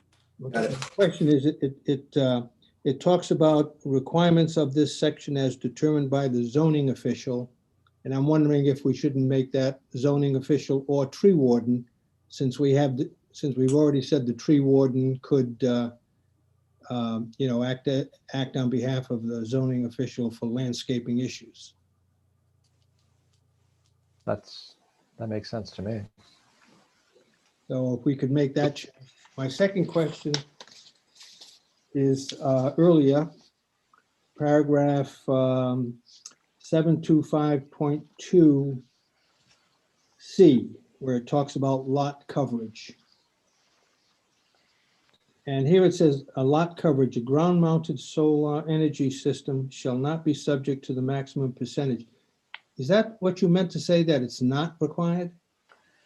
Yeah, because in the zoning ordinance, in the dimensional table, it talks about building lot coverage, and it's generally 25% or 35%, which isn't necessarily applicable on solar. First of all, building solar panels and when people put solar panels up by themselves, just making a solar installation, is there a lot coverage limitation?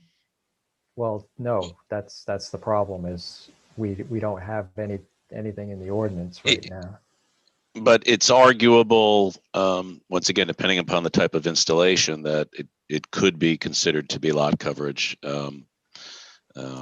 Unfortunately, the state zoning law, as it relates to what is included in lot coverage and what is not probably as crystal clear as it could be, but it includes more than just buildings. So certainly it's arguable that a ground-mounted installation like this would have to comply. Yeah, I'm wondering whether the solar panels should count toward the coverage. And I don't recall whether Jack, before he left, what position he took on that. I can check with the zoning office to see how they've looked at that. If I can explain a little bit here, what that section, that line C is saying, noted was about 25 to 30% lot coverage, but instead how it's calculated is in just above in the dimensional table A, and it's giving a percentage of lot coverage that is significantly higher, up in the 50% of lot coverage. So it's defining it separately than section 603. Right. So the concern, if I recall, and again, this goes back a little bit in time, was that the limitations under building lot coverage would severely restrict the ability to do the solar if you were going to include that, because you're also including any structures, whether it's houses or commercial buildings on the property. So that, I think that was one of the reasons for trying to separate out solar panel coverage from building lot coverage, to not so severely restrict the ability for someone to put the solar panels on their property. But the values in the table do put a limitation on it that gives them a little more leeway. Is that correct? That's the thinking. That's correct. Okay, I'm fine. Thank you. But Rita did have some comments that we might want to consider. A proper setback is 50 feet. I mean, those are the questions that I was referring to. I want to make sure before we walk away that Rita's concerns or questions are met, and that's one of them, Paul, the setbacks of 50 feet, as mentioned in that section.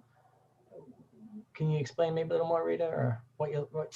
Sure. Let me back up and sort of just give an introduction to some of the issues being grappled with here.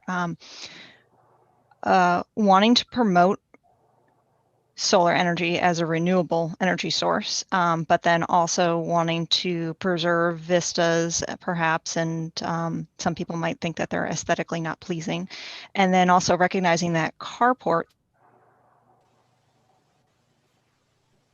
and only, oh, sorry, did I cut out for a second? You're freezing. Hang on, let me close something here. Got too many things running. It's my connection to town hall. Yeah, There, is that better? Hopefully, yep. It hasn't been bad. It's been fine. So the other kind of thing to consider is, sorry, I lost you guys here. Let me open you back up. Is the aesthetic value, but then also recognizing that if we want to allow a homeowner in a residential zone to put a carport, that is probably going to be on their driveway, which is in their front yard. So some of these setback issues are, if we don't allow it within the 50-foot setback, it's generally going to be in front of your structure. So then you're just maybe not allowing it at all in somebody's driveway. And then the other issue is it can only be allowed as an accessory use per our zoning ordinance. I was going to raise that one too. I think it should be a specific language in here, amending that slightly, but that's the way it stands now. Yeah, I think we should put in a condition that it be an accessory use. Only in residential. Residential has to be an accessory use. It cannot be a primary use. Yes. Yeah, I would agree with that. I feel, yeah. I think that's important. So we'll let Peter take a look at this and come back with a draft at the next meeting. A legally acceptable draft at the next. Paul, can I just Absolutely. Can I just ask Rita one more? Yeah, of course. Go ahead, Bill. I mean, I think we addressed, that was an important issue. I think I wanted to hear from you. Anything else that stands out as being something you really would like to maybe have an answer on now? The other thing that I would note is some other towns kind of go out of their way to make sure that solar carports can be used in an agricultural area as a way for farmers to have another revenue stream. That does raise concerns with aesthetics. And I did add a little language in there that originally the carport could only be over a walkway or a driveway. I added in that it could be as part of an agricultural use, thinking that you could have a solar carport type structure and then agricultural use underneath. And we've seen that kind of extensively in other states. Yeah. That does sort of run afoul with this idea that we're trying to preserve prime agricultural soils and not allow any type of solar to happen on top of that, because it might be disturbing agricultural soil. So there's a lot going on there. So I guess I would ask what the temperature of the board is on that issue, if that's something you want to address and sort of more specifically call out or change any of the language there. It's a tough one. The question I would ask is, it says that 10% of developable land is allowed on an agricultural property. That could be a large area. Right. Do we want that? Well, let me add in, No. throw in something here. They are building solar panel developments in the western part of the state, and in doing it, they're cutting trees down on forested land to put, to me, it's absolutely crazy. You cut trees down to put up solar. I mean, if we're going to be green, let's really go, but you don't need to take trees down to put up solar. And the other thing I'm thinking about, what if somebody in a development that doesn't have any subdivision or condominium, right, you know, the usual things, and a guy wants to put one in his front of his house on the front lawn? I mean, it would never happen where I live because we have a homeowners association. We've got rules and regulations, but I think we've got to get some concern to where these things go. I mean, you live in a Slate Hill farm and a guy wants to put one in front of his Cape Cod house. I don't think that's the way to go. And the tree thing too. Yeah. John? I may be looking at it in the wrong way, but we allow people to slap these monstrous things on their roofs when you drive through a neighborhood. And there they are on the front of a house on a roof. Talk about destroying the aesthetics of a neighborhood. And we're worried about, you know, we're making plans for carports. You can drive down my neighborhood where I live with Art, and there's solar panels facing the street and on an entire roof with pipes running everywhere. To me, that destroys the look of the aesthetics of a neighborhood. Also, Are you there's suggesting more of these on roofs than there are anywhere else. Are you suggesting there should be something that says it's not? I'm just saying, we're talking about aesthetics, but is anything uglier than going down a nice neighborhood and seeing these solar panels facing the street with pipes here and wires and things like that? That's just, you know, I'm just saying that the vast majority of the places go on roofs. Drive down the street and there they are. To me, they destroy the aesthetics of a neighborhood. And I understand why they do it, but nobody says anything. Most John, of these are probably going to go carports or anything. Are you like that, suggesting, but- John, are you suggesting that there should be some wording that it's not visible from the street or something like that? That would kind of be nice. Mhm. So this ordinance, the draft that you have, doesn't address roof mounted at all, except for the carports. That's This is going to be tough to fly. strictly for ground mounted arrays. The way the town has dealt with roof mounted, particularly in residential, is they're considered accessory uses that don't require any additional review beyond building permit. There's no zoning review or anything, but you know, if the board wanted to go down that road, I guess we could. Another question just occurred to me. If the carport has a flat roof, will these be mounted at an angle or would they be mounted flat on the roof? Makes a difference. Like, they've got to be mounted at an angle to get the sun back. Yeah, that's why I'm asking, right? Yeah. That's going to be a tough, I mean, that's where a lot of people do solar on their roofs. We propose something like that and I think we get beat up. I don't disagree with you, John, but I thank you, Bill. And I just brought it up and I understand. I understand. We might be opening up a can of worms, but it just crossed my mind. Yeah, Well, I don't think somebody would like to see in front of a house that has a flat roofed carport have these, that's different. you know, up there mounted at an angle, you know, vertically at an angle. That would ugly. I think that you might see them in somebody's driveway, but you will probably see more of a commercial scale application come in, say a large shopping plaza parking lot wanting to cover their parking lot and carports. The state's doing it now in many cases. Shouldn't the draft be written to make sure it happens that way? If you want to prohibit carports in residential zones, that would help. How I about mean, if it would get towards what you're asking. If they're visible from the street, which they usually are, but If that's what the I don't board know, how do wants. others feel here? Yeah, Mr. Chairman. Yes, go ahead, BJ. Yeah, I was wondering, does our comprehensive plan touch on any of this at all as far as the aesthetics of the town of Middletown? Well, it not specific to solar. I mean, could it be?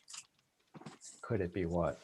Well, you said not specifics to so. Well, you asked me what's in the comp plan. The comp plan doesn't have anything specific to solar and its aesthetic concerns. So So we can't go back to the comp plan to. You can always go back and amend the comp plan, but it doesn't help you currently with, considering this ordinance. Well, my recommendation is to continue it, to let Peter take a look at it. And I think we'll get quite some interesting input when we have a public hearing about it. And we could really put these issues out for the people to decide, to help us with our decision about some of these aesthetic issues. And I would suggest, if anybody hasn't done so already, to go online and see what these carports, whether they're residential or commercial, see what they look like. So you understand what it is we're talking about. We can even, Rita's probably already seen some pictures. Maybe we can just get some pictures emailed out to you all. A great idea. That would be great, Ron. Thank you. That would be nice. All right, so is everyone in agreement with that? We'll let Peter do his legal magic. And if it's okay with the board, at the next meeting, we'll set up a workshop. Yes. We'll call for a workshop at that point. So, Is that okay with everyone? yeah, that's fine. I just Sounds good. Just ask Paul, any kind of, that we're talking workshops now. I mean, I know these are important topics. Are these things that we're going to do on a Zoom call, or what's our town's policy on this point? At this point, I mean, are we? We're not in a position where we can be having in-person meetings where we're allowed members of the public in. Understood. So where does that leave us with something like this? I mean, these are So things. you've already decided that you're not going to tackle the airport zoning item until in-person meetings are allowed. So it's really up to the board. If you want to wait until in-person meetings are allowed, that's one thing. Of course, this issue is not going to go away, and if anything, we're going to see more of these applications coming in. So I don't know if a delay is a good idea either. Yeah. And I wouldn't expect to have in-person meetings until this summer. Wow. So. Well, we may get our And vaccine. we host on Zoom. Yeah.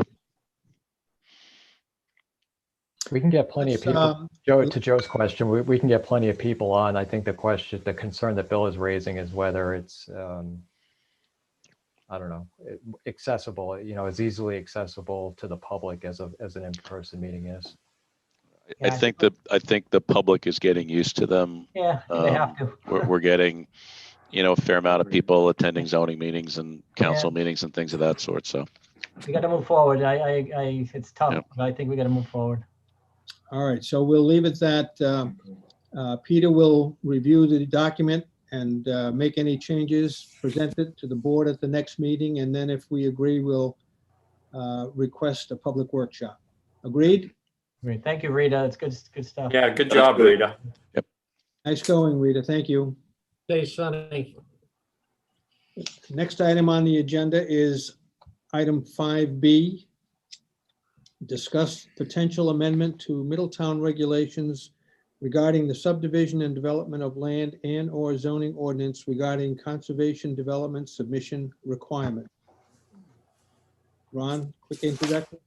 Yep. So this came up, I think it was at the last meeting, where in relation to one or more subdivision applications, the board expressed concern that you were getting different plans from folks, conservation and conventional plans that did not include the same number of lots. And you wanted to be able to do more of an apples to apples comparison when you're being asked to decide which plan, conservation or conventional, was going to go forward.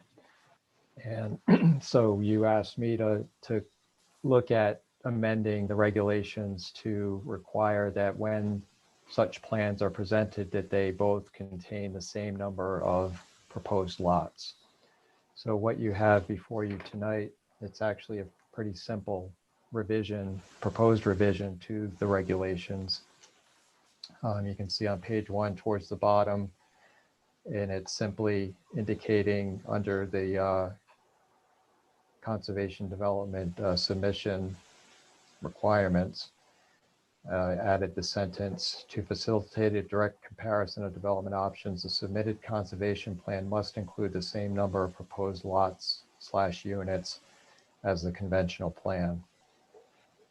And then further on in the regulations under section 302, and this is page 3 and the draft that I've given you, it's the same same sentence under procedures that would require that when an applicant is submitting both plans, as they must for any subdivision of 3 acres or more, that both plans have to have the same number of lots for to allow for planning board comparison.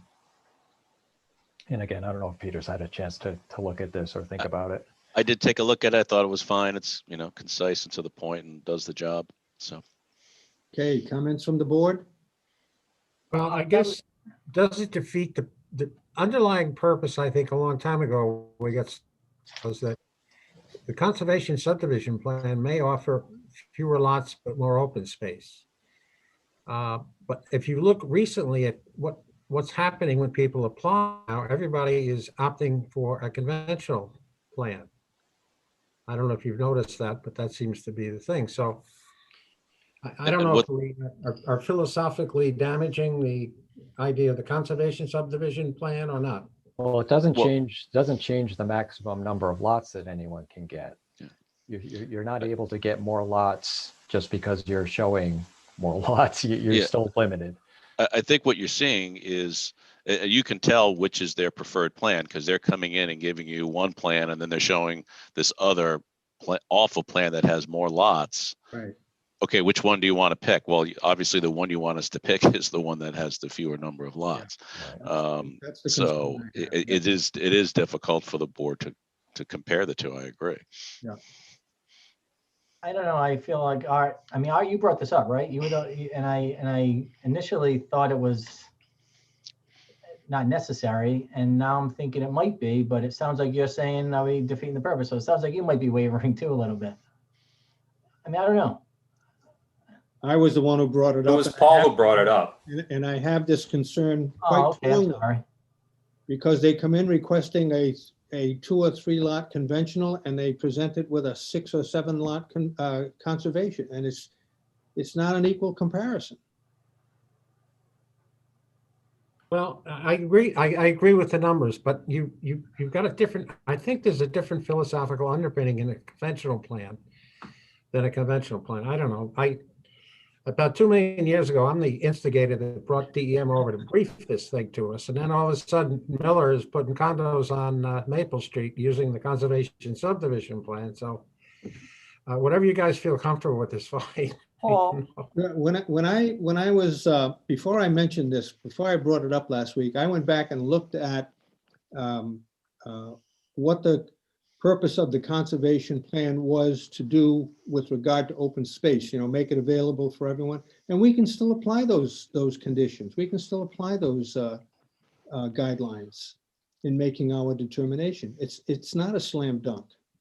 But so we've had one that has come to, and it was the one we did tonight. It was one that came through that way. I don't know of any others that have come through with different lots. And is the example of having 6 under a conservation versus 3 on a conventional, is that realistic? I don't see that ever. We've had applications come in. In fact, I think it was the Yahia application where they came in requesting 2 or 3 lots, but the conventional, the conservation had more. And by the way, the Rowland Avenue is requesting the conservation plan, not the conventional. Well, one of the things that the board has to consider is, the regulation is that you can't get more out of conservation development than you can out of the conventional plan. Right. So having, if someone says, well, I can get 6 from the conservation development, okay, so show me the conventional plan where you can get that many. So at least there's somewhat of a verification process. I don't think it doesn't prohibit the applicant from providing an alternate plan to say, here's one with each of them have 6. I want to do this one that has 3. But at least you're able to see and compare and verify that you actually can get the same number on a conservation plan that you can get from the conventional plan, which I think was one of the reasons why submitting both was put in there in the first place. I like that explanation. That's to me where they can always throw in a third plan. Sure, absolutely. And say this is the preferred alternative. But. I don't understand that, Peter. If they are requesting a certain plan, why can't they just submit that with the alternate? Could do that too. Well, I just, once again, if someone is, well, we've had a couple of situations which I think started this discussion where someone was showing, and I can't recall whether, maybe it was the conservation plan had several more lots compared to the conventional plan, but we didn't have a conventional plan showing that you could actually get the number of lots shown on the conservation plan, which they're just sort of showing it to you to say, look, if you don't approve, if you don't pick this one, we're going to do this one with even more lots, but you don't have anything in front of you verifying that they can actually do a conventional plan with that same number of lots. Well, haven't we looked at the last couple of subdivisions we've looked at? Everybody has selected, in my memory, the conventional plan with one or two less lots than the conservation plan. Except for Holland Avenue. Yeah, well, Holland is, yeah.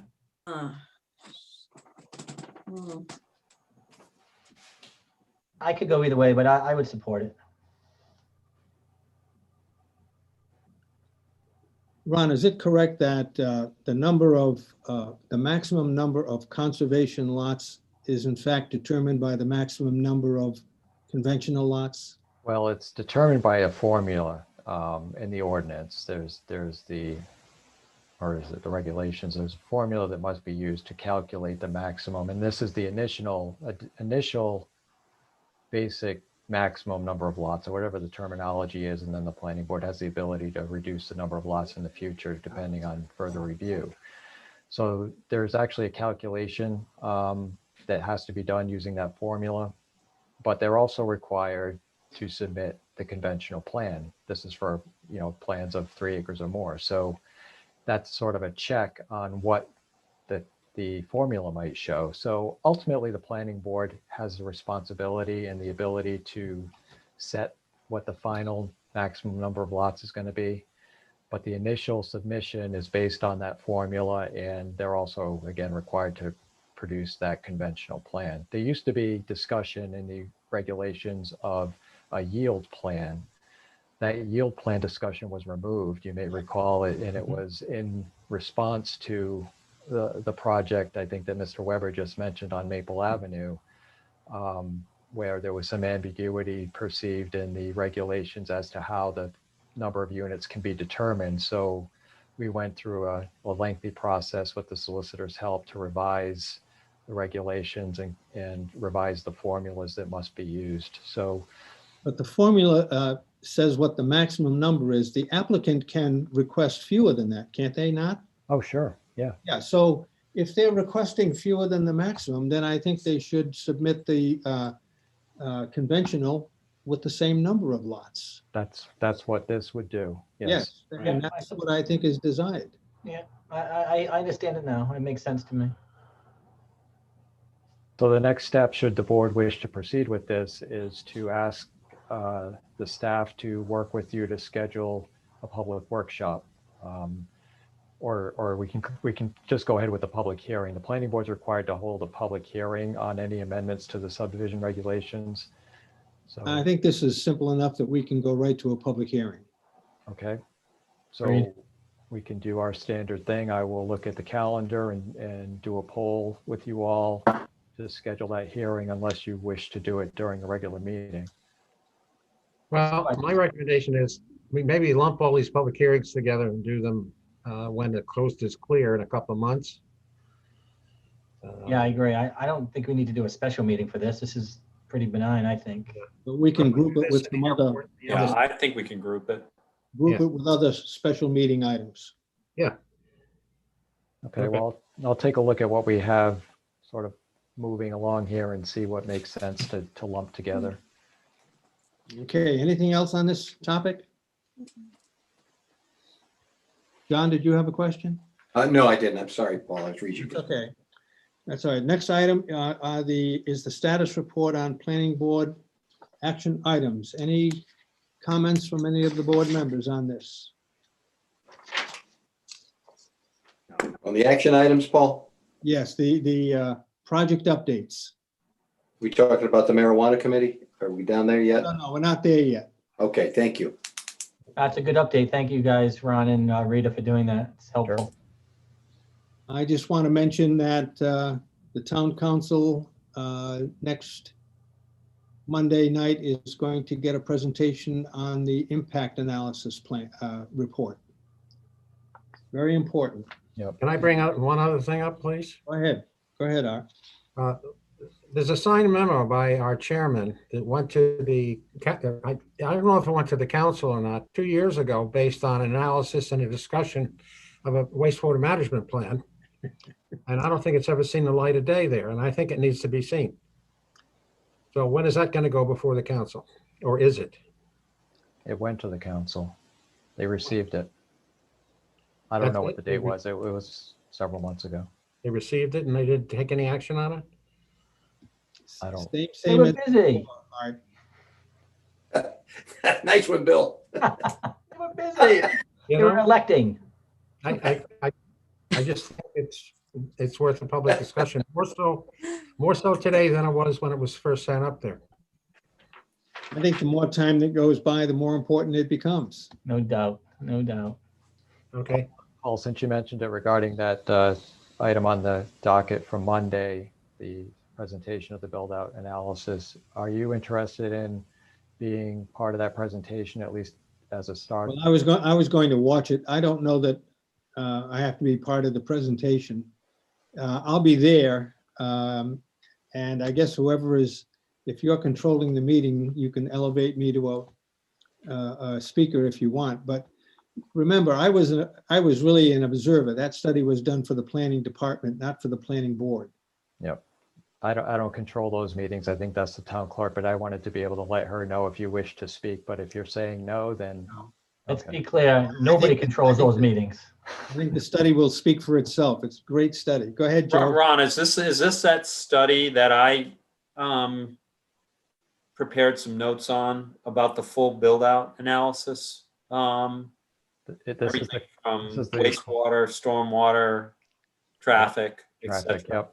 Yep. Yes. This is the Crossman. Yeah, I mean, I'm definitely going to listen in on that, and I have some pretty strong feelings about, our watershed and some of the impacts that come with that full build out. So just as a reminder, I guess, so this is the same presentation. Well, it won't be the same. It'll be a condensed version of the presentation that you all saw from Steve Cabral. His presentation, I think, was about 2 hours long. This, we're hoping for maybe a half an hour. Good luck with Steve. And in the memo that you all, with Paul's signature, sent to the town council, there's a recommendation or a couple of items being recommended that the council sort of bless, which is allowing the planning board to proceed with setting up a subcommittee to evaluate the recommendations in the report and come forward with the high priority recommendations for further action. Paul, did I get that right? I think that's what you're Pretty asking much. the council to It do. also said we wanted Steve to work with the subcommittee. Sure. Yep. And Right, I think we said we would classify them into high priority, medium, and low, or something like that. But certainly we would identify the high priority items. Yep. So I think that's what we're asking for the council to do on Monday night, is to just sort of bless that recommendation from the planning board to proceed in that way. That would All be that great. Stuff should be in the docket item that you sent memo to the council on. Yep. If you don't have the memo, I can. I was send going it to, to you. Ron, can you resend it to me, please? Yep. That would be great if you could. That would be helpful. Send it to everyone, Ron. I'll do that. Okay, And thank the you. report, the actual full report is posted on the planning department page if you want. Right, I know that. I can look at that again. Your memo is helpful. Any other comments on that? Any further update on BRAC? Nothing new since last time. No. Okay, use table is on hold. Marijuana, John? Thank you, Paul. We had a meeting recently with Peter, Dwight, our consultant, Paul, and Bill, and we're rounding the final stretch. And the people on board have done a tremendous job. And one of the last pieces of the puzzle is the odor that these particular facilities omit. And I know Ron, I don't know if you started it yet. Ron is trying to, we have cultivators in Rhode Island to find out if there's been complaints from neighbors about an odor. There's not enough odor control. And I think once we put that together, we're going to be pretty well ready to submit this. But it came up at the last minute that odor does emanate from these places if they're not strictly controlled. So Rita and Ron were doing a search with the cultivators around Rhode Island. There's one in Providence to see if the neighbors have complained. Has there been any complaints filed, grievances about the odor? Yep. That So could be drifting to schools and whatever. I'll be reaching out to officials in those communities that host these cultivators to get some input from them. I'm about to lose power here, so I'm trying to. Can I make a comment here? Go Yes, ahead. of course. The federal government has decriminalized the use of marijuana. The feds now, the big guns, Well, they're trying to. Yeah, it's been done. Well, just at the House, not at the Senate level. Right. So Especially in it's, Rhode Island, they said.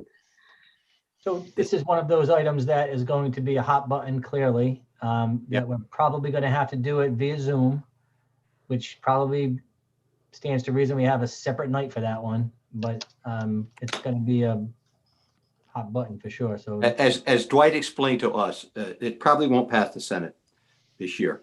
But once it does, the big boys are going to step in, like the Pfizers and the companies, and just there's going to be growing all over the place.